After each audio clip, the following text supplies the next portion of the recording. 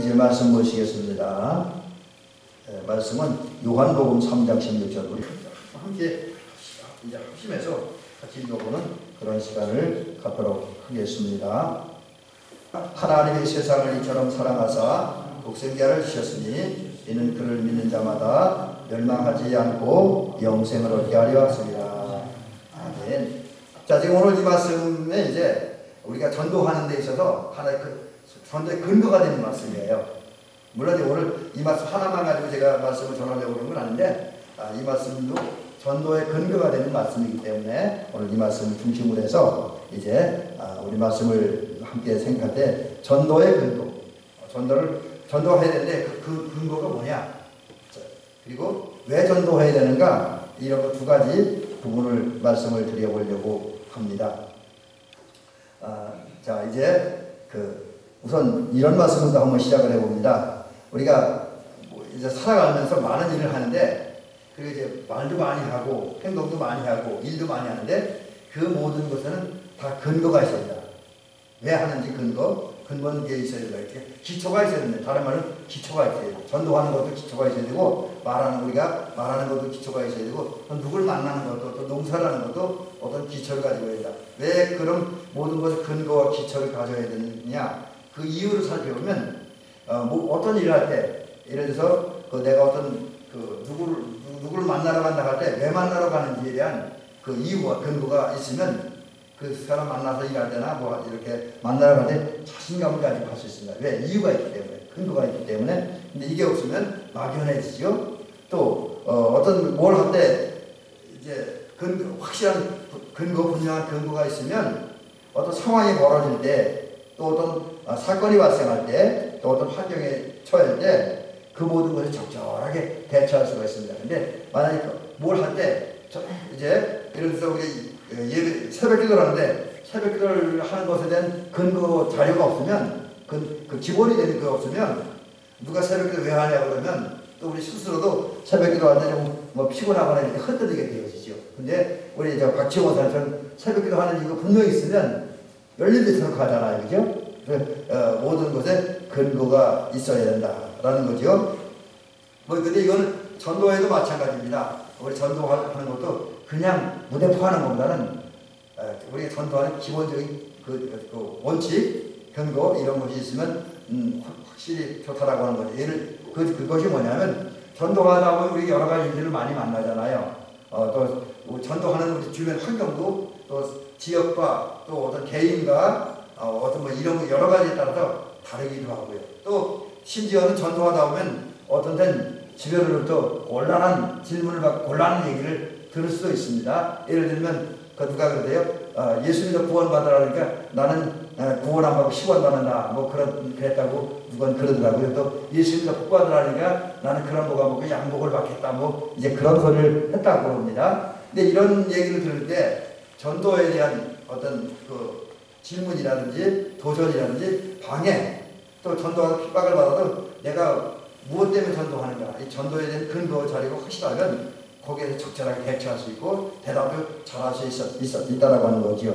그래서 우리는 전도할 때에, 또 전도뿐만 아니라 주의 모든 일을 할 때 그냥 하는 것보다 성경에 기초해서 성경의 성경이 말하는 전도의 근거, 전도의 이유가 뭔지를 알고 하는 게 확실히 필요하다라는 것이죠. 그래서 오늘 제가 크게 두 가지의 말씀을 이제 드리려고 하는데, 그리고 세부적으로 좀 나눠서 말씀드리는데, 첫째는 우리가 전도하는데 그 근거, 그 기본적인 원칙이 뭐냐, 왜 전도는 어디서부터 시작되고 뭐 이런 얘기를 합니다.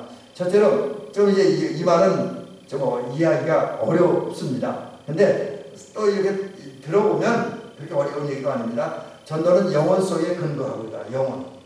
이제 무슨 얘기냐면, 전도는 이제 하나님께서 영원전부터 우리 인간을 구원하기 위한 하나의 수단으로 선택한 거예요. 그래서 고린도전서 1장에 보면 전도에 미련한 것으로 사람들 구원하시길 기뻐하셨도다, 이렇게 말씀하고 있습니다. 이제 전도는 하나님께 이미 예비하신 것이다 라는 거죠. 근데 그 전에 전도 얘기할 때 이 얘기부터 먼저 말씀드리는데, 하나님께서는 영원 전부터 우리를 미리 하나 선택을 하셨습니다. 그래서 이거 보니까 창세전에 그리스도 안에서 우리를 택하사. 이 택하사라고 하는 말은 무슨 뜻이냐면 이 원어에 의하면 골라내다, 골라내다, 또 뽑아내다, 선택하다 그런 뜻이 있습니다. 그러니까 이게 얘기는 뭐냐면 우리가 쉽게 얘기할 때 세상에 사람들이 많이 있잖아요, 그죠? 우리만 있는 게 아니잖아요, 세상에. 대미마을에도 우리만 있는 게 아닙니다. 여러분 그 대미마을에 예수 믿는 사람 적다고 하고 예수 믿는 사람 몇 사람 안 된다고 우리가 뭐 부정적으로 생각하면 또 안타깝게 생각하고 대미마을에 영원 구원하는 사람이 없고 또 부흥의 역사가 일어나지 않아서 안타깝다 그렇게 생각할 수도 있습니다. 이제 그렇게 생각하면 좀 안타까운데 또 이걸 좀 다르게 생각하면 대미마을에 예수 믿는 사람이 마을 사람 숫자에 비해 적다 이렇게 느껴질 때는 우리가 무슨 생각을 하면 우리가 좀 위안을 받냐면 많은 사람들 가운데 내가 특별 선택을 받았다.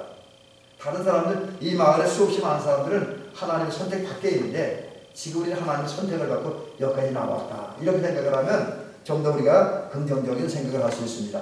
어쨌든 우리가 이제 선택을 받았습니다. 언제부터냐면 오늘 에베소서 1장 4절에 보면 창세전부터 그러니까 하나님이 세상을 창조하기 전부터 이미 하나님은 우리를 하나님의 백성으로 골라내시다는 거예요. 많은 사람들 가운데서. 그래서 저와 여러분들은 하나님으로부터 골라내게 받고 선택받은 뽑힌 사람들이에요, 우리는. 그러니까 그런 반면에 예수 믿지 않는 사람들은 하나님의 선택을 제외된 거예요. 하나님의 선택을 받지 못한 겁니다. 그래서 하나님의 선택을 받지 못했다 보니까 뭐 일반적인 복은 예수 안 믿는 사람들 받지만 하나님의 백성들에게만 주어지는 특별한 복이 있어요. 그건 예수 안 믿는 사람들은 곧 하나님의 선택을 받지 못한 사람은 받을 수가 없습니다. 근데 우리는 창세전에 곧 하나님께서 세상을 창조하기 전에 곧 이거 다른 말은 영원 전에 우리가 계산하는 시간 전이에요. 그때부터 하나님은 우리를 많은 사람 가운데 골라내시고 뽑으셨습니다. 하나님의 백성으로 선택을 하셨습니다. 이것을 증거하는 말씀이 이런 거 있습니다. 우선 여기 보니까 하나님이 우리를 구원하사 거룩한 소명으로 부르셨다. 하나님께서 우리를 이제 골라내신 다음에 거룩한 소명으로 우리를 부르셨다. 근데 그게 영원 전부터 하나님께서 우리를 불렀다는 거예요. 이미. 그리고 그 부름은 하나님의 은혜 안에서 은혜로 주어졌다. 또 이제 여기 보니까 영생의 소망을 위함이라. 이 영생은 거짓이 없으신 하나님이 영원 전부터 약속하신 것인데 이 말씀을 드린 하나님은 우리를 왜 선택합니까? 그런 것을 이야기해 주었습니다. 근데 이제 지금 제가 두 개의 말씀을 소개를 해드렸습니다. 이제 디모데후서 1장 9절과 디도서 1장 2절 말씀을 이제 소개를 해야 되는데 이 말씀들은 하나님을 선택하였다라는 거죠. 그래서 바울 사도는 이 얘기를 하면서 지금 우리에게 무슨 얘기를 하냐면 하나님은 성령의 인도를 통해서 우리를 거룩한 백성으로 우리를 구원하기 위해서 우리에게 영생을 주시기 위해서 영원 전부터 선택하였다. 그리고 은혜로 이거 다른 게 아니에요. 절대적인 하나님의 은혜로 저와 여러분들을 부르셨다라는 거죠. 그래서 우리는 거룩하고 구원받은 하나님의 백성입니다. 그래서 우리 이제 거룩하고 흠없는 백성으로 이제 부름을 받았죠. 자, 그러면 이제 두 개는 너무 많으니까 넘어가고요. 자, 그렇다고 한다면 우리가 이제 이 부름 받았는데 이것을 이제 우리가 요 얘기를 해야 되겠네요. 우리가 이제 구원을 받고 거룩한 백성이 되려면 이제 우리가 거룩하고 흠없는 삶, 경건한 삶을 살아야 되고 믿음을 살아야 되는데 구원받기에 합당한 믿음을 살아야 됩니다. 그 믿음 가지고 살면서 우리는 이제 전도할 때 영원 전부터 우리를 선택하신 그 사실을 전해야 될 것입니다. 그래서 우리는 우리가 주님을 영접하고 믿은 다음에 우리 주변 사람들에게 우리와 모든 사람들을 거룩한 백성으로 선택하신 하나님을, 예수님을 영접하고 믿으라고 전해야 되고요. 그리고 그 예수님을 영접하고 믿음으로 구원받자. 그리고 거룩하게 살자. 완전한 사람으로 살자. 그리고 그 결과 영생에 이르자라고 끊임없이 이제 외쳐야 돼요. 이것이 우리들이 전도해야 할 첫 번째 전도의 근거가 되고요. 그다음 두 번째는 오늘 여기가 요한복음 3장 16절이거든요. 이것을 중심으로 몇 말씀 가운데 살펴보는 건데, 우리가 전도해야 되는 근거가 되는 건 하나님 사랑이시대요. 하나님은 우리를 사랑하시고 모든 사람을 사랑하기 때문에 전도해야 된다라는 거죠. 그래서 하나님은 우리가 살아가시기 사랑이잖아요. 그래서 그 사랑이신 하나님께서 우리를 사랑했는데 그 사랑이 어떻게 나타나냐? 오늘 요한일서 4장 10절에 보니까 사랑은 여기 있으니 우리가 하나님을 사랑하는 것이 아니요 하나님이 우리를 사랑하사 우리 죄를 속하기 위하여 화목제물로 그 아들을 보내셨습니다. 여러분 여기 보면 중요한 말이 있는데, 우리가 하나님을 사랑하는 것이 아니요 하나님 우리를 사랑하사, 여기에 진짜 사랑이 여기 있다는 거지. 하나님 우리를 사랑한 거기에 사랑이 있다. 그리고 하나님 우리를 사랑하신 것은 그 목적이 있는데 우리 죄를 속하기 위해서, 속하기 위해서. 그리고 속하는 방법으로 예수님을 세상에 보내셨고 십자가에 달려 죽게 하심으로 화목제물을 되게 하셨다라고 하는 거죠. 또 그 다음에 요한복음 3장 16절인데 여기 보면 말씀이 그런 거죠. 하나님이 세상을 이처럼 사랑하사 독생자를 주셨으니 이는 그를 믿는 자마다 멸망하지 않고 영생을 얻게 하려 하십니다. 여러분 여기도 보니까 주님께서 우리 사랑하셨고 그 사랑하시기 때문에 하신 일이 예수님을 세상에 보내셨는데, 그 이유가 뭐냐? 바로 우리를 영생에 이르게 하기 위해서라는 거죠. 그래서 이 말씀을 보면 우리를 위한 주님의 역사, 우리 사랑하신 주님의 역사가 뭐냐면, 우선 그분이 우리에게 주신 선물이 역사하셔서 주신 선물인데 우리에게 구원을 주시고 천국 주시고 영생을 주십니다. 또 이 일을 위해서 예수님을 세상에 보내셨습니다. 우리 사랑하신 주님이, 하나님이 우리의 구원과 천국과 영생을 주는데 이 일이 가능하게 위해서 예수님을 세상에 보내셨고 그분이 십자가에 달려 죽게 하셨습니다. 그래서 하나님과 우리 사이에 죄 문제를 해결함으로써 하나님과 우리를 화목하게 하는 화목제물이 되셨습니다. 이것이 우리를 향한 하나님의 사랑입니다. 자, 그런데 하나님의 사랑은 좀 특징이 뭐냐면 인간의 사랑과 달라. 여러분 인간과 사람 사이에 공통점이 하나 있다고 하는 사랑이라는 게 있잖아요. 적어도 하나님의 형상을 가진 사람은 사랑을 다 합니다. 하나님께서 인간에게 사랑할 수 있는 마음을 주셨어요. 근데 이 인간 사랑과 하나님의 사랑에 차이점이 하나 있다고 한다면, 인간 사랑은 조건이 있습니다. 그리고 계산적이에요. 그래서 상대적입니다. 쉽게 얘기하면 내가 많은 사람들이, 우리 성도님들이야 그렇지 않겠지만 세상 사람은 내가 누군가의 이런 사랑이 이런 사랑을 주면 그 사람은 나에게 이렇게 해야 된다라는 생각을 가지고 있죠. 조건적이죠. 상대적이죠. 또 자기 이익과를 따라서 자기에게 이익이 되면 사랑하고 자기에게 이익이 되지 않거나 불리하면 사랑하지 않는 게 사람의 사랑이죠. 근데 하나님의 사랑은 조건도 또 우리를 사랑하시면서 우리 무언가를 요구하지 않습니다. 그냥 그분의 사랑은 아무 계산도 아무 이물질도 이상한 것도 끼어 있지 않은 순수한, 그리고 독생자를 주셔서 십자가에 달려 죽게 하시기까지 희생하는, 그리고 우리의 생명을 주시기 위해서, 우리의 구원을 주시기 위해서, 영생을 주셔서 당신의 모든 것을 다 바치는, 그리고 하나님의 이익이 아니라 우리의 유익을 위해서 역사하신 그런 사랑이다. 그런데 이러한 사랑이 예수님을 통해서 나타난다. 우리도 이 조건 없는 순수하고 희생적인 헌신적인 십자가에 달려 죽기까지 예수님을 죽기까지 우리 사랑하시는 그 사랑이 예수님을 통해 나타난다. 그래서 우리는 예수님을 통해서 이제 하나님의 사랑을 알게 됩니다. 그럼 하나님의 사랑을 전달한 예수님은 어떤 분이냐? 오늘 요한복음 3장 16절에서 보니까 독생자다. 또 빌립보서 2장에 보면 하나님의 성품을 가진 자다. 하나님 같은 분이라고 했잖아요. 하나님의 성품을 가진 분이다. 그래서 하나님과 같은 사랑, 정의 이런 것을 가지고 있는 분이고요. 또 예수님께서 겟세마네 동산에도 그런 기도를 하셨습니다만, 이분은 하나님의 뜻에 전적으로 순종한 분이다.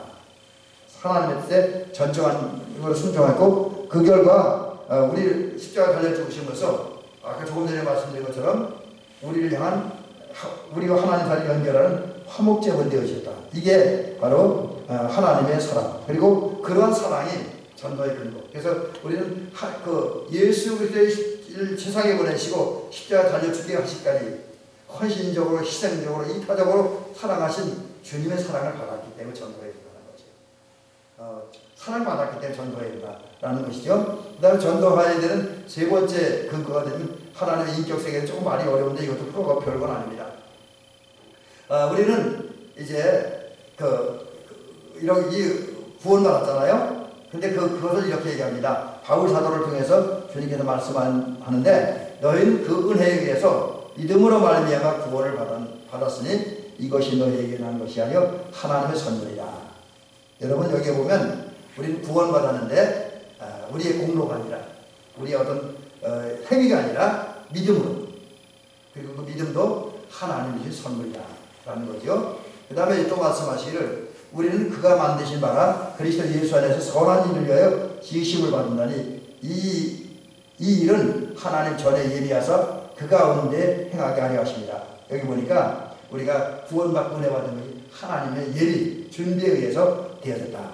또 이제 하나님이 우리를 구원하사 거룩한 소명으로 부르심은 우리의 행위대로 하심이 아니요 오직 자기 뜻과 영원 전부터 그리스도 예수 안에서 우리에게 주신 은혜대로 우리를 이제 부르시고 구원하셨다라는 것이죠.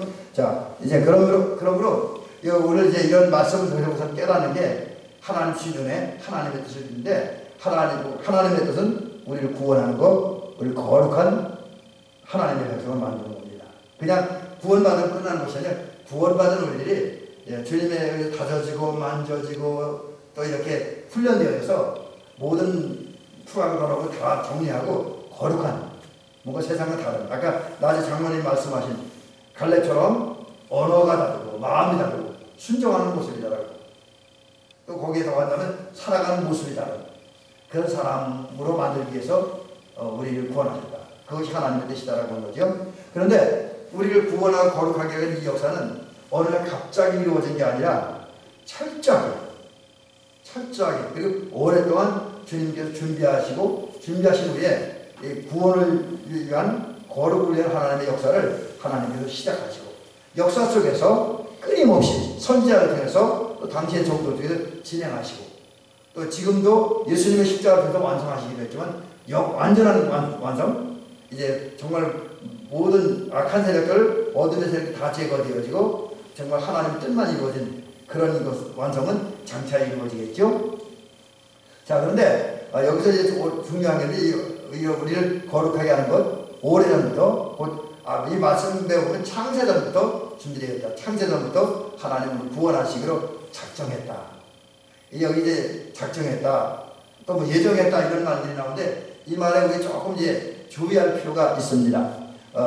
이제 우리를 구원하시 작정하신, 우리를 거룩하게 한 백성, 그거를 만들고 하나님의 나라 백성, 하나님의 자녀로 만들기를 원하신 하나님께서 예수님을 통해서 이제 우리가 구원받는 비결, 거룩해지는 비결을 말씀해 주셨고 또 예수님을 십자가를 통해서 구원에 이르게 하십니다. 근데 여러분 지금 여기 작정, 예정 뭐 이런 얘기가 나오는데 이것은 이제 우리 조금 주의할 필요가 있습니다.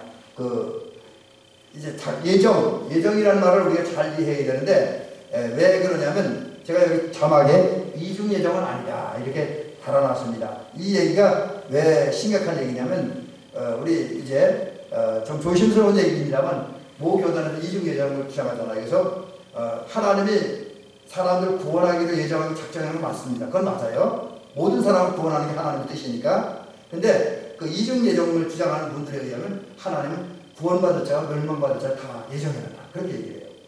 그래서 그분들은 그 이중 예정을 극단에 가면 무슨 얘기까지 나오냐면 하나님이 그 구원하기로 작정하지 않은 사람들은, 예정하지 않은 사람은 지금 신앙생활 잘해도 소용이 없다. 뭐 이런 논리를 펼쳐가고 있습니다.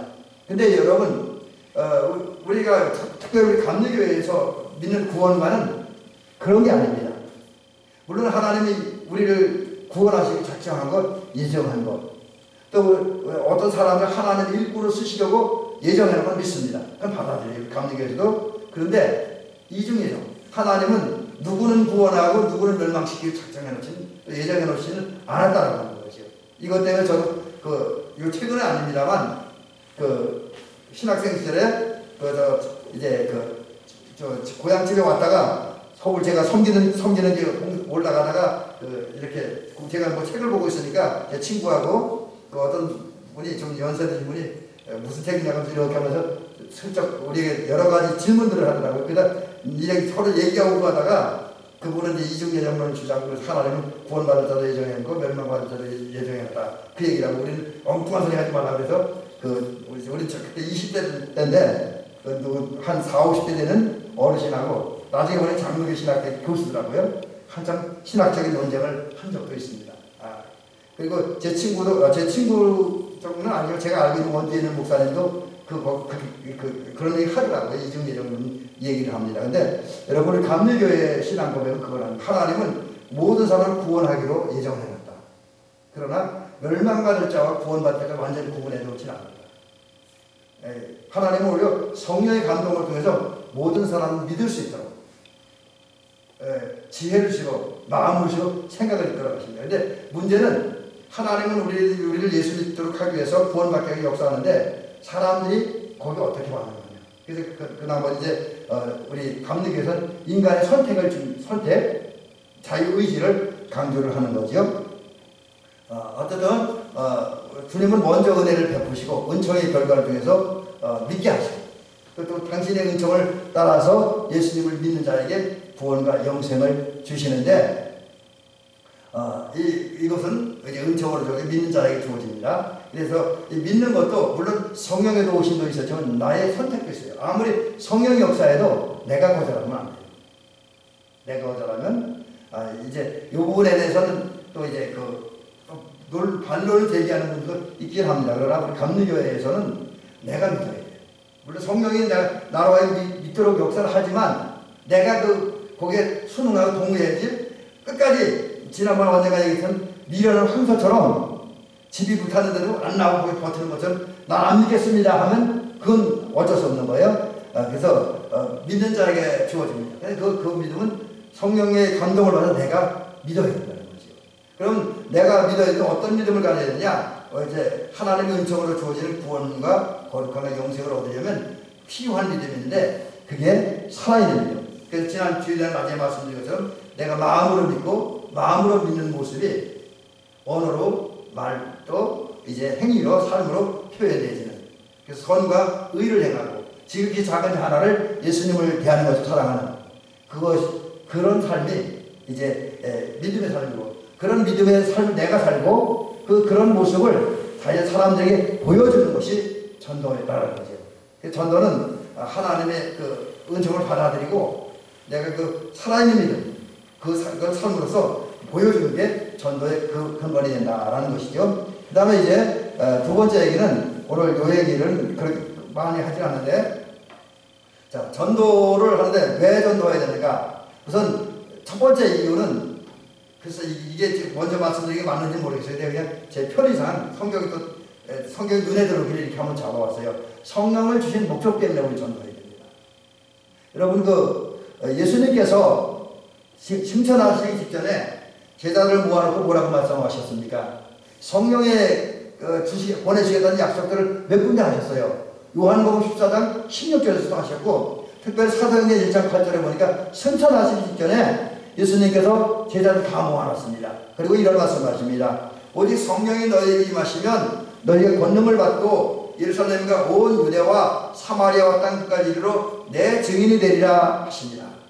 여러분 요한복음 14장 16절은 그의 성령을 보내셨고 그분이 우리를 진리 가운데 인도한다는 그런 성령을 보내시겠다고 약속하셨는데 사도행전 1장 8절에는 지금 뭐라고 합니까? 성령을 보내신대요.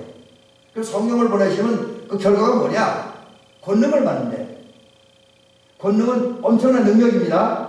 원래 이 권능은 영어로 번역하면 다이너마이트로 번역을 해요. 이제 시라고는 두나미스인데 이게 영어로는 다이너마이트예요. 그러니까 다이너마이트는 엄청난 폭발력을 가지고 있습니다. 무서운 폭발력. 조금만 요만한 화약 하나만 집어는 집채만한 바위 덩어리가 깨지고 날아가고 그럽니다. 엄청난 폭발력을 가지고 있어요. 근데 그와 마찬가지로 성령을 받으면 엄청난 권능이 우리에게 임한다는 거죠. 그럼 여기 그 권능을 내지. 그 마지막 부분에 보면 빨간 글씨를 제가 표현하는데 내 증인입니다. 여러분 지금 이 말씀을 보면 우선 우리가 이렇게 정리합니다. 주님은 승천하시기 전에 성령을 주시겠다고 약속하셨습니다.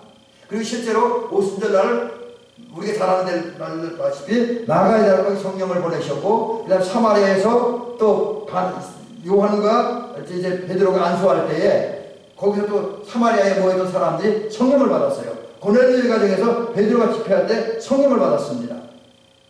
그리고 우리 감리교회를 볼 때는 페토라인에서 웨슬레이 목사님 성령 체험했고, 한국에서는 1907년도, 1903년도 영적 대각성이 평양과 원산에서 일어나므로 많은 사람 성령 받았어요. 오늘도 또 여기저기서 성령 받습니다. 자, 그러면 왜 성령을 주셨느냐? 조금 전에 말씀드렸죠. 증인을 얘기하기 위해서. 성령을 주신 목적은 증인들, 좀 더 구체적으로 우리 가족과 친지와 이웃과 주변에 있는 모든 사람들에게 전도하라. 예수 믿도록 전도하라고 성령을 주셨다는 거예요. 자, 그러므로 우리는 전도하는 주의 종이 되어야 됩니다. 성도들 예수의 종이라 그러잖아요. 무엇을 위한 종이어야 되냐? 여러 가지가 많이 있겠지만 그 중에 하나, 또 중요한 것 중에 하나는 예수님을 전도하는 종이 됩니다. 전도하는 예수의 종. 이것을 위해서 이제 우리는 성령 역사를 통해서 먼저는 우리가 주님을 믿고 따르는 것, 우리가 증인이 되고, 그 다음에 성령의 인도를 따라서 우리는 이제 성령 인도를 따라 이미 성령을 받았으니까 나가서 복음을 전도하는 그런 저와 여러분이 되길 줄 믿습니다. 그러니까 정리하면 우리가 하나님의 성령을 왜 주셨느냐? 전도하기 위해서. 그래서 성령 받은 우리는 전도해야 된다. 이렇게 한마디로 정리할 수가 있습니다. 그 다음에 전도해야 될 세 번째 목적은 세 번째 이유는 뭐냐? 예수님의 마지막 부탁이기 때문에. 여러분 성경을 보면 예수님께서 승천하시기 직전에 제자들에게 명령하십니다. 오늘 우리가 마태복음 28장 19절 20절에 보니까 너희는 가서 모든 민족을 제자로 삼아 아버지와 아들과 성령의 이름으로 세례를 베풀고 내가 너희에게 분부한 모든 것을 가르쳐 지키라. 여기 보니까 이게 지금 전도를 오늘 성경은 또 예수님은 몇 가지 단어로 표현합니다. 뭐라 그럽니까? 가서 모든 민족을 제자로 삼아라. 모든 사람 제자로 삼아라. 그 다음에 세례를 베풀어라. 그리고 주님이 우리에게 분부한 것들, 말씀하신 것들, 명령하신 것들을 전하고 가르치라. 이렇게 명령하고 있습니다. 또 그 다음에 마가복음 16장 15절에 보면 예수님께서 승천하시기 직전에 부활하신 후에 제자들에게 명령하기 너희는 온 천하에 다니며 만민에게 복음을 전파하라. 근데 이게 예수님이 승천하시기 직전에 하신 말씀이에요. 그래서 이제 마지막 명령, 어떤 분들은 예수님의 유언이라고 표현합니다. 그리고 선교적인 측면에서는 가장 위대한 명령이다 이렇게 얘기하기도 합니다. 근데 여러분 이제 우리가 이 마지막 명령의 중요성을 이렇게 한번 살펴보려고 합니다. 부모님들이 자녀들의 평상시에 많은 얘기를 하는데 자녀들은 부모님의 이야기를 잘 가슴에 담아두는 것도 중요하지만 특별히 마지막 이제 돌아가시기 전에 유언으로 이제 자녀들에게 또 자손들에게 하는 얘기는 그만큼 가치가 있는 얘기, 의미가 있는 얘기라서 자녀들은 그 말씀을 잘 기억할 필요가 있잖아요. 또 실제로 지혜로운 자녀들은 할아버지 또는 어머니 아버지의 마지막 말씀은 마음에 깊이 담아도 오래오래 간직하잖아요. 저 같은 경우는 그 아버지 유언도 어머니 유언도 직접 듣지 못한 그런 안타까움이 있으면 머리 떨어져 있다 보니까 좀 그렇게 됐는데 여러분 그 마지막 명령은 주님의 명령도 그렇고 부모님의 명령도 그렇고 반드시 가슴속에 담아둬야 되고 지켜야만 되는 겁니다. 그래서 순종해야만 되는 거죠. 그런 면에서 보면 마지막으로 예수님께 주신 명령, 그러면 너희는 가서 모든 민족을 제자로 삼아 아버지와 아들과 성령의 이름으로 세례를 주고 내가 너희에게 분부한 모든 것을 가르쳐 지키라. 너희는 온 천하에 다니며 만민에게 복음을 전파하라고 이 명령에 순종해야 됩니다. 언제? 살아가는 과정 속에서 반드시 실천해야 됩니다. 그래서 우리는 이제 예수님의 이 명령, 마지막 명령을 기억하면서 주님이 우리 가르치고 보여주는 복음, 진리를 선포하고 가르치고 외치는, 그래서 예수님을 믿게 하는 그 예수님께 순종하게 만드는 저와 여러분들이 될 줄은 있습니다. 마지막 명령이기 때문에. 그 다음에 세 번째 전도해야 되는 이유는 이거 성도의 의무입니다. 여러분 의무는 해도 되고 안 해도 되는 게 아니잖아요. 예를 들면 우리 권사님들, 장로님 또 그리고 성도님들 대한민국 백성이기 때문에 국가를 위한 의무가 있잖아요. 뭡니까? 교육의 의무가 있습니다. 교육. 그러니까 우리 대한민국은 지금 기본 의무 교육 기본적으로 해야 될 게 고등학교까지 가르쳐야 되잖아요. 그래서 부모들은 자녀들 반드시 고등학교 졸업시켜야 되고 또 자녀들은 고등학교까지 공부를 해야 돼요. 우리는 백성의 의무입니다. 또 우리나라 백성의 의무는 뭡니까? 세금을 내야 돼요. 나라에 세금을 반드시 내야 됩니다. 세금 정직하게 내야 돼요. 그 다음에 이건 남자들에만 해당하는 의무이지만 남자들은 군대를 가야 돼요. 군대를 가야 됩니다. 그래서 저 같은 경우는 개인적으로 제가 현역을 갔다 오서 그런지 현역 갔다 온 사람들을 일반 그냥 다른 강의들이나 이런 것보다 조금 더 존중해서 인정해주는 그런 부분이 저에게는 있습니다. 이제 대한민국 국민은 군대를 가야 돼요. 또 대한민국 국민은 노동을 해야 됩니다. 공산주의처럼 그렇게 공짜로 주는 게 아니고 나라에 달아주는 게 아니라 우리 자본주의, 민주주의 국가에 사는 사람은 자기가 일해서 먹고 살아야 됩니다. 그게 또 백성의 의무입니다. 이와 같이 대한민국 백성의 의무가 있고 의무는 반드시 이행해야 되는 것처럼 우리 성도들에게도 하나님으로 받은 그 의무가 있습니다. 그 의무는 뭐냐? 하나님의 말씀을 듣고 주의를 듣고 귀를 열어놓고 듣고 마음을 열어놓고 듣고 순종하야 된다. 그게 성도라는 거죠. 근데 우리가 이제 특히 전도에 대한 이야기를 할 때 세상에서는 전도하지 말라 그래요. 요즘은 많은 분들이 전도해도 효과 없다고 오히려 전도하는 사람들 보면 빈정거리고 놀리고 그렇습니다. 그리고 그러면서 전도해봤자 아무 소용도 없다. 그래서 요즘 보면 저도 이렇게 많은 교회들 친구들에게 너네게 전도 어떻게 하냐 친구 목사님께 물어봐요. 그러면 우리에게 전도 안 해. 그런 얘기들을 많이 합니다. 바람직한 현상은 아닌데 근데 오늘 사회적인 현상 심지어 교회 현상 또 어쩌면 우리들의 심각한 문제이기도 합니다. 근데 여러분 하나님이 하신 말씀이 뭡니까? 하나님은 전도하래요. 사람들은 전도하지 말라 그러는데 하나님은 전도하래요. 오늘 성경 말씀을 한두 군데 소개하면 이와 같습니다. 하나님은 이런 말씀을 들려주고 있어요. 디모데후서 4장 2절에서 너는 말씀을 전파하라. 말씀을 전파하래요. 때를 얻든지 못 얻든지 항상 입수라. 범사에 오래 참으로 경책하며 경계하며 권하라. 여기 중요한 건 때를 얻든지 못 얻든지 말씀을 전파하래요. 우리 감리교회 창시자인 외술대 목사님이 이제 영적인 고민이 있고 갈등이 있었어요. 여기 구원의 문제 때문에.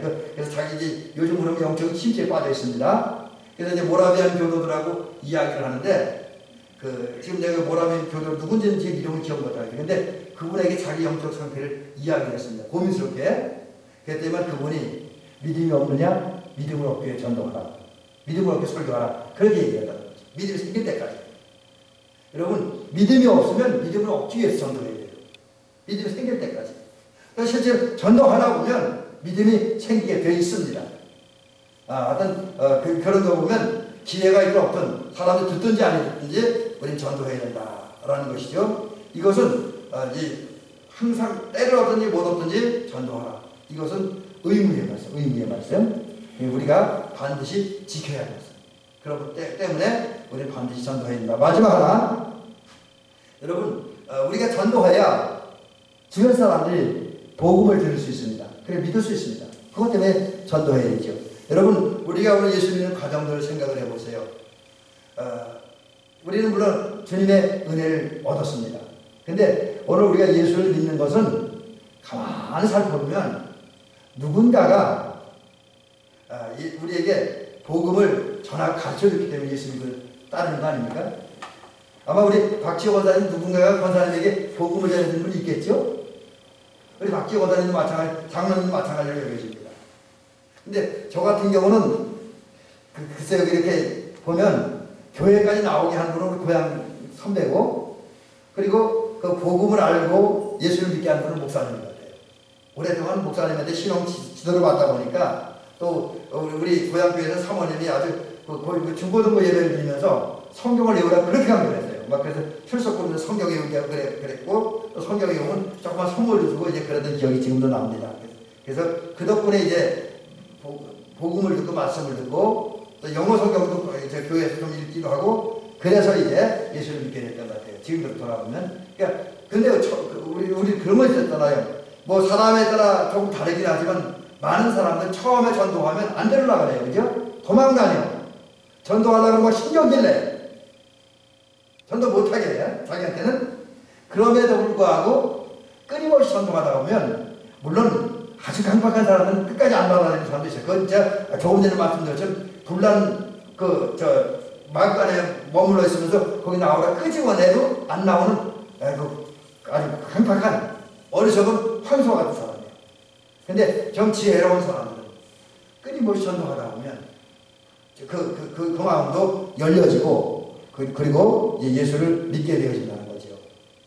그래서 우리가 이제 오늘 만약에 주님의 말씀을 순종해서 우리가 사람들에게 전하면 처음에는 물론 외면할 수도 있을 거예요. 또 딴소리 할 수도 있을 것이고 핍박할 수도 있을 것이고 또 우리가 전하는 복음을 듣지 않는 분도 분명히 있을 것입니다. 그러나 그럼에도 불구하고 끊임없이 전도하다 보면 그 사람 당장은 아니더라도 누군가는 우리가 전도할 때 예수님을 영접하고 믿게 될 것이며 왜? 포기하지 않고 끊임없이 전도할 때 성령이 역사하기 때문에 우리가 말 잘하고 우리의 의지 때문에 그런 건 아니에요. 우리가 끊임없이 역사할 때 사역할 때 성령이 역사합니다. 하나님이 함께 하셔요. 그래서 그 결과로 사람들의 마음이 열려지고 생각이 열려집니다.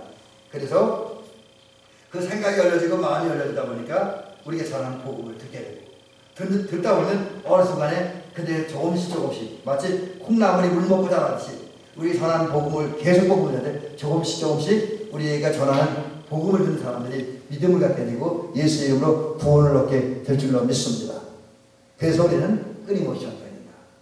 자, 오늘 사실 전도의 근거는 우리가 굳이 기억을 안 해도 돼요. 그거는 다 기억하기 어려워요. 그러나 우리는 전도해야 되는 이유는 분명히 기억을 해야 됩니다.